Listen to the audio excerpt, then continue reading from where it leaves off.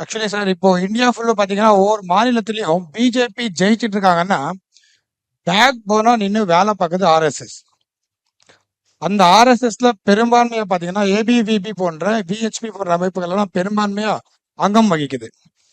தமிழ்நாட்டுல next BJP 31லயும் 36லயும் வரணும் அப்படின்னா இளைஞர்களை ஆர்எஸ்எஸ் ஏபிவிபி தயார் நிலையில வச்சிருக்காங்களா? இது என்னுடைய கேள்வி. ஆர்எஸ்எஸ் தயார் நிலையில வச்சிருக்காங்களான்னு ரங்கராஜ் பாண்டியன் எங்க கேக்குறீங்க? எனக்கு ஒன்றும் புரியல. நான் இல்லைன்னு சொல்லிட்டு இருக்கேன், நீங்க தான் அப்படின்னு சொல்லிட்டு இருக்கீங்கன்னு நினைக்கிறேன். ஆர்எஸ்எஸும் பிஜேபியும் எப்போதுமே தயார் நிலையில் இருக்கக்கூடிய அமைப்புகள். நல்லா ஞாபகம் வச்சுக்கணும். பிஜேபி தான் தேர்தலுக்கு தயாராகணும். ஆர்எஸ்எஸ் அண்ட் ஏபிவிபில வளர்ந்ததுனால பிஜேபியுமே 365 டேஸ் ஒர்க் பண்ணிட்டு இருக்கு. ஏன் இந்தியாவுல மற்ற கட்சிகள் தேர்தலை எதிர்கொள்ள தயங்குறாங்க, சமாளிக்க முடியாம திணறாங்க? பிஜேபி எப்படி லெப்ட்ல டீல் பண்ணுது அப்படின்னா, எல்லாரும் 2026 தேர்தலுக்கு ரெடி ஆகிற மாதிரி டிசம்பர்ல பாத்துக்கலாம், ஜனவரில பாத்துக்கலாம் உட்கார்ந்துருக்காங்க. பிஜேபி மட்டும் 365 நாள் எலெக்ஷன் மோட்லயே தான் இருக்கு. அதனால அவர்கள் யூகிச்சதற்கு முன்னாடி வேலை செய்கிறார்கள். அதற்கு காரணம் ஆர்எஸ்எஸ் பிஜேபி தான், மன்னிக்கணும், ஆர்எஸ் ஏபிவிபி தான். ஆர்எஸ்எஸும் ஏபிவிபியும் இனிமே பின்னாடி இருந்துதான் இயங்கணுங்கிறது இல்ல. இன்னைக்கு இருக்கிற ஜனாதிபதி, இன்னைக்கு இருக்கிற பிரதமர், இன்னைக்கு இருக்கிற உள்துறை அமைச்சர் எல்லாருமே ஆர்எஸ்எஸ் தான், ஏபிவிபி தான், எல்லாருமே தான். அவர்கள் வேலை பார்த்துக்கிட்டே தான் இருக்கிறாங்க. எஸ், இங்க இருந்து மேல மைக் வந்துருச்சா? ஒரு வாலண்டியர் மேல மைக் கொடுங்க. எஸ், கேளுங்க ப்ளீஸ். ஹலோ, வணக்கம் சார். ஆக்சுவலா எனக்கு 3 क्वेश्चन இருக்கு. நான் டக்குன்னு கேட்டுறேன். ஒண்ணுதான் ஒண்ணு, மத்த 2 சார்ஜ். சரி, ஓகே சார். ஃபர்ஸ்ட் ஒன் வந்து இப்ப திமுக கூட்டணி 2017ல இருந்து இன்டாக்டா இருக்குன்னு சொன்னீங்க. பட் ஆனா ஏடிஎம்கே பாஜகவும் இப்ப சேர வேணாம், ஆனா கடைசியில சேர்ந்தா 2 பேருக்கும் பலன் இருக்குன்ற மாதிரி ஒரு இன்டர்வியூல சொல்லியிருந்தீங்க. இப்ப சேர்ந்தா உடனே எல்லாம் சொல்லிடுவாங்க, உங்களுக்கு இந்த இதுதானே, மத்த தொண்டர்கள் அதுல வேலை பார்க்க மாட்டாங்க அப்படின்ற மாதிரி ஒண்ணு. ரெண்டாவது எனக்கு ஒரு கொஸ்டின். என்ன உங்களுடைய கேள்வி? நான் இப்ப சேரணுமா அப்புறம் சேரணுமா அப்படின்னா? நீங்க அப்புறம் சேர்ந்தா நல்லதுதான், இப்ப சேர வேணாம். சேர்ந்தாங்கன்னா இப்ப வந்து கன்னியாகுமரி முதல்ல சேரணுமா வேண்டாமாங்கிற முடிவு பண்ணும். ஓகே. அப்புறம் எப்ப சேரணுங்கிற முடிவு பண்ணும். ஓகே. சேரணுமா வேண்டாமான்னு சொல்லக்கூடிய 2 பேரும் இங்க இல்ல. சேர்ந்தாலும் பிரச்சனை இல்ல, சேராட்டாலும் பிரச்சனை இல்ல. அவங்க சேருவாங்களா சேர மாட்டாங்களான்னு கொஞ்சம் சோசார் மாதிரி ட்ரை பண்ணி பாக்குறேன் அப்படின்னு நம்ம சொல்றதுக்கு இல்ல. பட் இயல்புல பாத்தீங்கன்னா எவ்வளவுக்கோளோ முன்னாடி சேர்றாங்களோ அவ்வளவுக்கோளோ நல்லது. அதுதான் அவங்களுக்கு. பட் சேர்றது சேராதெல்லாம் அவங்க கையில இல்ல. அது வந்து நம்ம அதோடைய இறுதி உரையில நான் நன்றி உரையில நான் சொல்றேன், பாப்போம். எஸ், விசு சார் மாதிரி இருக்கா sir? Yes yes yes, Subha கொடுங்க. வணக்கம். சுபா கொடுங்க, ஒரு நிமிஷம். எஸ், நீங்க கேளுங்க. ஆன் பண்ணியே வச்சுக்கோங்கப்பா. மேல மைக் போயிருச்சா? ஆன்ல இருக்க. எஸ், கேளுங்க. வணக்கம். வெங்கடேசன், கும்பகோணம். சமீபத்தில் ஒரு கார்ட்டூன் பெரிய சர்ச்சைக்கு உள்ளானது. நீதிபதி அந்த விஷயத்தை பத்தி நீதிமன்றத்தில் பேசும்போது அந்த கார்ட்டூன் தவறு நீக்கிவிடுங்கள் சொல்லிட்டார்.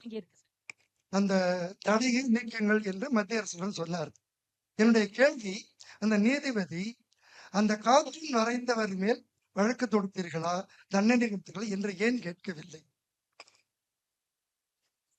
முதல்ல வந்து அது இடைக்கால உத்தரவு அப்படின்னு புரிஞ்சுக்கணும். இந்த வழக்கு முடிவுக்கு வரவில்லை. இந்த வழக்குல இடைக்கால உத்தரவு பிறப்பிக்கப்பட்டிருக்கு. அப்ப 2 பேருக்கும் டேமேஜ் ஆகாம கவர்மெண்ட் சைட்ல அந்த கார்ட்டூனை ரிமூவ் பண்ணிருங்க.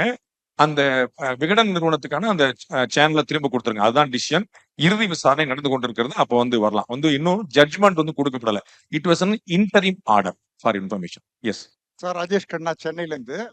பெரியாரை பற்றி பிஜேபி எவ்வளோ காலம் சொல்லிட்டு இருக்காங்க. ஆனா இன்னைக்கு தலைவர் சீமான் அவர்கள் பேசும்போது தமிழகத்தின் மூளை முழுக்கவும் ரீச் ஆகுது. இதே கருத்துக்களை அண்ணன் எச்ராஜா அவர்கள்லாம் பேசும்போது ரீச் ஆகுது. காரணம், தமிழக பிஜேபியில அவள் சொல்வன்மை வாங்கி இருக்கிற தலைவர்கள் இல்லையா, இல்ல அண்ணா டேட்டா சொல்லக்கூடிய ஆட்கள் அதிகமாக தேவைப்படுமா? என்ன காரணம்? பிஜேபி சொல்றது போய் சேர மாட்டேங்குது. 2 பேரை நீங்களே சொல்லிட்டீங்க பிஜேபியில இருந்து, Thiru H Raja and Annamalai. So அவங்களை நீங்களே அடையாளம் பாக்குறீங்க.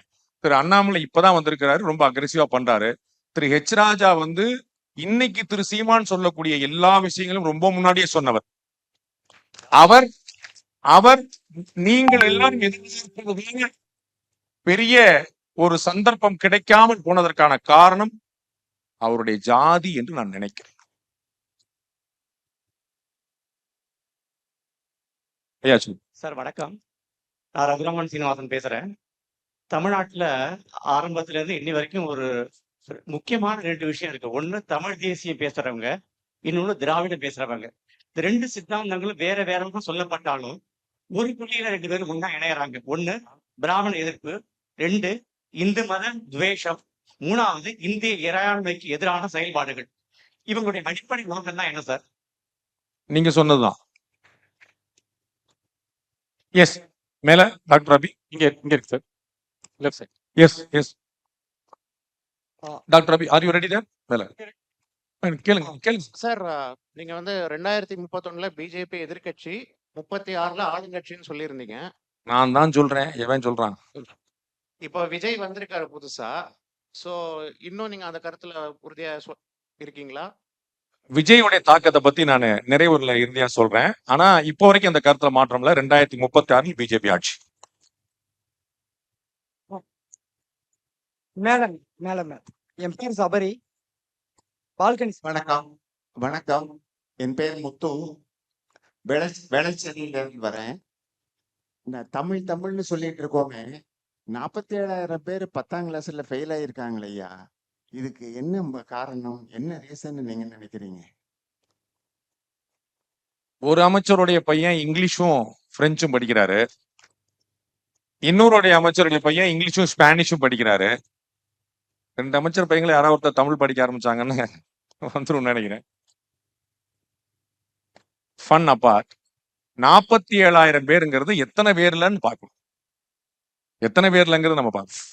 கிட்டத்தட்ட 10 லட்சம் பேருக்கு மேல வந்து 10th எழுதுறாங்க. இஃப் ஐம் நாட் ராங், 12 லட்சம் பேர் கிட்ட வந்து எழுதுறாங்க. அதுல ஒரு 47,000ங்கிறது ஒரு ரொம்ப குறைவான அமௌண்ட் தான். அதையும் சரி பண்றதுக்கு பாக்குறோம். இப்போ ஆஃப்லேட்டா அமைச்சர் மாஜி அமைச்சர் செங்கோட்டையன் அவர்களாம் இருக்கிறாங்க. அவரு எஜுகேஷன் மினிஸ்டரா இருந்த போதுதான் அது பெரிய ரிஃபார்ம் நடந்தது. இப்ப அரசியல் கட்சிகளுக்குள்ள போட்டி வேற வந்துருச்சு. எலெக்ஷன் ரிசல்ட் மாதிரியே 10th ரிசல்ட் யோசிக்க ஆரம்பிச்சாங்க. அதிகமான ஒரு பாஸ் பர்சன்டேஜ் யார் ஆட்சியில வந்துச்சு? அதிமுக ஆட்சியில் 94% தான், திமுக ஆட்சியில் 97% அப்படின்றாங்க. ஏங்க இதுல என்னங்க சதவீதம் போட்டு வச்சிட்டு இருக்கு அப்படின்னு அந்த மாதிரி போய் நிக்கிறது. பட் அப்கோர்ஸ் இது வந்து நம்ம அரசு பள்ளிக்கூடங்கள்ல கல்வியின் தரத்தை உயர்த்துவதற்கு நிறைய செய்யணும். முதல்ல இந்த ஆசிரியர் மாணவனை அடிச்சுட்டாருன்னு அந்த தலைப்பு செய்தி போட்டு அதை பிளாஷ் நியூஸ் போட்டு அவர் வந்து ஒரு கொலை குற்றவாளி மாதிரி காட்டி இவர் தான் அந்த அடித்த ஆசிரியர் அப்படிங்கிற மாதிரியான விஷயத்தெல்லாம் ஒரு செய்தியாளனா அது தவிர்க்கணும்னு நான் நினைக்கிறேன். மேல பால்கனி.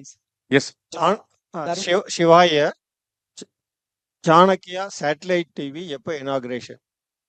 நீங்க ஃபன் பண்ணீங்கன்னா நாளை காலைல இனாகுரேஷன். பால்கனில இருந்து சார், சபரி, தருமபுரி. எனக்கு வந்து உங்ககிட்ட அரசியல் கேள்வி கேட்கணும்னு தோணல. ஃபர்ஸ்ட் கேள்வி, நீங்க எந்த பெட்டியில் பேசினாலுமே ஒரு விஷயத்த ரிப்பீட் பண்ணவே மாட்டீங்க. பட் எல்லா எக்ஸாம்லயும் முருகேசன் ரிப்பீட் பண்ணீங்க. அந்த முருகேசன் யாருன்னு தெரிஞ்சுக்கலாம். நான் தான் ஒரு காமன் மேன். முருகேசன் இன்னைக்கு வந்து பாத்தீங்கன்னா நிறைய ஒரு 30 வயசு கீழே இருக்கக்கூடியவங்க எல்லாம் அவங்களுடைய பிள்ளைகளுக்கு தினேஷ், முகேஷ், விகேஷ், ராகேஷ் அப்படின்னு இஷ்யூ இல்லாம வைக்கிறதே கிடையாது. அன்னைக்கு நம்ம ஊர்ல வந்து எல்லாருக்கும் வந்து அவர்களுடைய குலதெய்வம் பேரை வச்சாங்க. அப்படி இல்லைன்னா குலதெய்வம் போல இருக்கக்கூடிய அந்த குடும்பத்தின் மூதாதையர்கள் பேரை வச்சாங்க. இப்ப அதெல்லாம் நம்ம வந்து மறந்துட்டு நார்த் இந்தியன் இன்ஃபுளுன்ஸ்ல ஃபுல்லா உட்கார்ந்துட்டு நம்ம அந்த மாதிரி பேரா வைக்க ஆரம்பிச்சிட்டோம். அப்ப அந்த முருகேசன் அப்படிங்கிற, நீங்க வள்ளிக்குமியில பாத்தீங்களா, என்னுடைய பழனிமலை முருகன், அங்க வந்து அது வந்து மலேசியா முருகன் அது. பட் அந்த முருகனுடைய அந்த தமிழ் மண்ணுடைய கடவுள். ஸோ முருகேசங்கிறது ஒரு காமன் மேனுடைய நேமா நான் பார்த்தேன். அதற்கான அடையாளம் தான், வேற ஒண்ணுமே நோக்கம். இருங்க. வணக்கம். எஸ் எஸ் நீ வணக்கம். அண்ணா அன்பழகன், அந்தனப்பேட்டை. 3%, 2% மற்றும் 1%க்கும் குறைவான வாக்குகளை கொண்ட கட்சிகளையும் சுமார் 20 லெட்டர் பேட் கட்சிகளையும் இணைத்துக் கொண்டு கூட்டணி பலம் என்ற மாயையை உருவாக்குகிறார்களே, இந்த பிரச்சார பலம் 2026 கை கொடுக்குமா? பேருக்கு ஏத்த மாதிரியே கணீர்னு அண்ணா அன்பழகன் அப்படிங்கிறனால கணீர்னு கேட்டீங்க. இன்னைக்கு இருக்கக்கூடிய அரசியல் நிலைமையில 1% 3% உள்ள கட்சிகள் எல்லாம் நீங்க அண்டர் எஸ்டிமேட் பண்ண முடியாது. 2011, 16 2 தேர்தலையுமே வந்து 3% உள்ளதான் அந்த வித்தியாசமே இருந்தது. ஆட்சியை மாறிச்சுங்கிறத பாக்குறோம். 2016ல மக்கள் நல கூட்டணி வந்து ஒரு பெரிய அளவுக்கு வந்து கிட்டத்தட்ட ஒரு 5% ஓட்டு சதவீதத்தை பிரிச்சாங்க. அதுதான் ஆட்சியாளர்கள் யார் என்பதையே மாற்றி தீர்மானித்தது. அதனால இன்னைக்கு யூ cannot அண்டர் எஸ்டிமேட். நம்ம வந்து எல்லாருமே இன்னைக்கு தேவைங்கிற இடத்துக்கு வந்துட்டாங்க. அதன் பிறகு ஒரு கட்சியை வளர்த்த பிறகு நீங்க கழட்டி விட்டுக்க வேண்டியதான். திமுகவுக்கு கூட்டணி தேவைப்படுது, கூட்டணிக்கு திமுக தேவைப்படுது. அவங்க 2 பேருக்கும் என்ன செய்யணுங்கிறது புரிஞ்சிருச்சு. உங்களுக்கு புரிஞ்சிருக்கான்னு தான் தெரியல எனக்கு. எஸ்.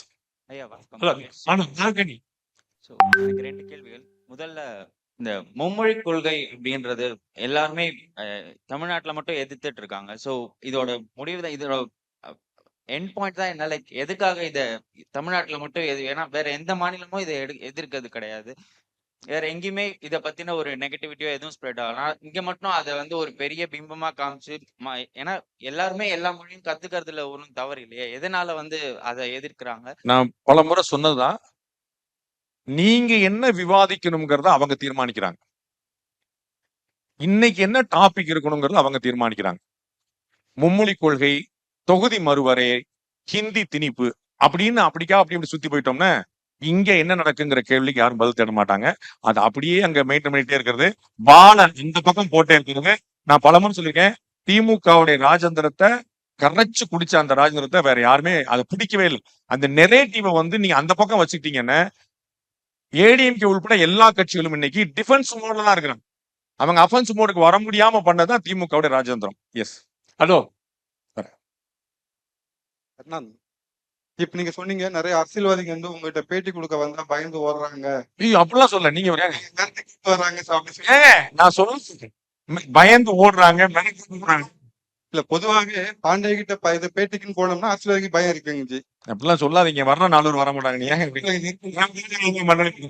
ஏன் இருந்து இப்ப நீங்க அதே பேட்டி எடுத்துட்டு இவங்களை கூட்டிட்டு நாளைக்கு என்ன செய்ய போறாங்க நைட்டு தூக்கம் படுத்து அனுபவம் உண்டுங்களா உங்களுக்கு? நம்ம யாரையுமே தனிப்பட்ட முறையில கேள்வி கேட்கறது இல்லைங்க. நம்ம யாரையுமே ஆபாசமா பேசுறது இல்ல. நாம யாரையுமே இழிவுபடுத்துறது இல்ல. பிலோ த பெல்ட்னு சொல்லுவாங்க. நம்ம என்னைக்குமே பண்ணதில்ல.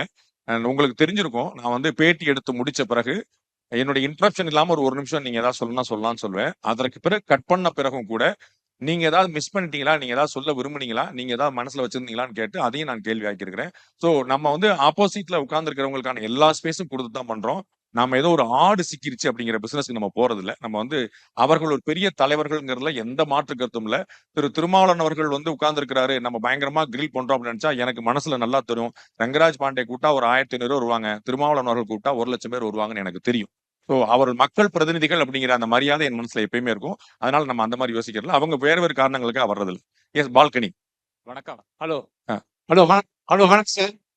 S yes yes sir balcony இருங்க சார். பால்கனி தான் சார், அந்த பக்கம் சார். வணக்கம் பாண்டே சார். உங்க வயசு என் வயசு சேம். நீங்க 1975. நானும் எனக்கு உங்க புத்தி கூர்மையும் உங்க அறிவு கூர்மையும் பார்த்து நான் ரொம்ப வியந்திருக்கேன். வாழ்த்துக்கள். என்னோட கேள்வி என்னன்னா, நீங்க சொல்ற மாதிரி 2026 திமுக கூட்டணி உடையுமா உடையாதான்? அண்ணன் செல்வி வந்திருக்கிறாரு, அவர்கிட்ட ஒரு வார்த்தை கேட்டுட்டோம்னா அது ஈஸியா முடிச்சிடலாம். இருக்கேன். வாழ்த்துக்கள். 25. நானும் எனக்கு உங்க புத்தி கூர்மையும் உங்க அறிவு கூர்மையும் பார்த்து நான் ரொம்ப வியந்திருக்கேன். வாழ்த்துக்கள். என்னோட கேள்வி என்னன்னா, நீங்க சொல்ற மாதிரி 2026 திமுக கூட்டணி உடையுமா உடையாதான்? அண்ணன் செல்வி வந்திருக்கிறாரு, அவர்கிட்ட ஒரு வார்த்தை கேட்டுட்டோம்னா அது ஈஸியா முடிச்சிடலாம். எஸ். ஹலோ வணக்கம் சார். தமிழ்நாட்டுல மும்மொழி கொடி படிக்கலைன்னா பணம் கொடுக்க மாட்டேன்னு ஒன்றிய அரசு சொல்லுது. இதே வடநாட்டுல இந்தி பெல்ட்ல 3 மொழி படிக்கிறாங்களாம். வடநாட்டுல எல்லாருமே பிச்சை எடுத்துட்டு போறான், நானும் பிச்சை எடுப்பேன்னு சொல்ல போறோமா?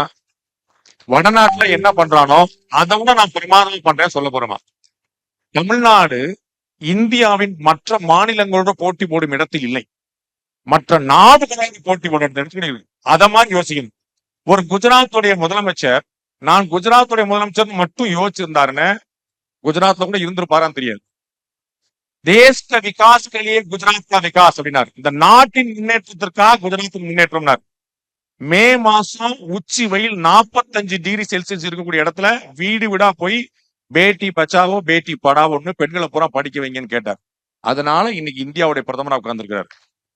அப்படியே செட்டில் ஆயிராம 365 நாள்ல 150 நாள் டிராவல் பண்ணிட்டே இருக்காரு உலகம் பூரா.